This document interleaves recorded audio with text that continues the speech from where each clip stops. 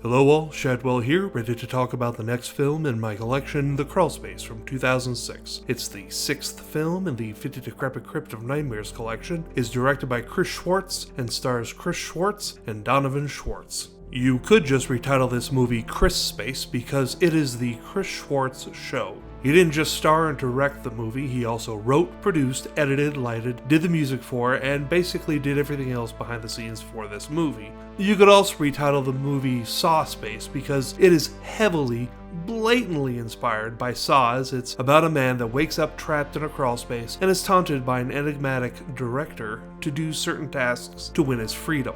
Sounds a lot like Saw to me. First, I apologize for the lack of photos from the actual movie. Could only find a poster for the Crawlspace and so had to improvise the rest. Even though this movie is a Saw ripoff, it still isn't the worst thing that the Decrepit Crypt of Nightmares collection has served up. It does have a ton of problems though, I think the most shameful of which is the acting. Regardless of the situation the characters find themselves in, at worst they don't sound interested, and at best there's no urgency to their performances. They seemed almost bored, and that made me extraordinarily bored. There were times during the movie when I had to fight taking a nap, I was so uninterested. Also, there is a lot of crying and moaning, so I guess you could have also retitled this movie Crawlspace, because Chris Schwartz's character does plenty of it. But let's try and focus on the positives of this movie, because that list is shorter than the list of what's wrong with it.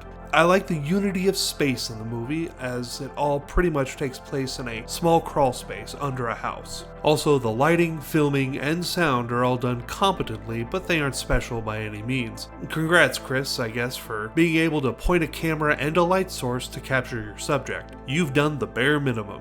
Also, it was thankfully short at 52 minutes, so that was nice for sure. But there was some kind of problem with the transfer on the DVD because I hit play and it just started in the middle of the opening titles. All things considered, I'm giving The Crawlspace a D- because it's not horrible, but it certainly wasn't good. Join me tomorrow when we go back to the 4th Horror Fest with yet another junker of a film, Hidden. See y'all then.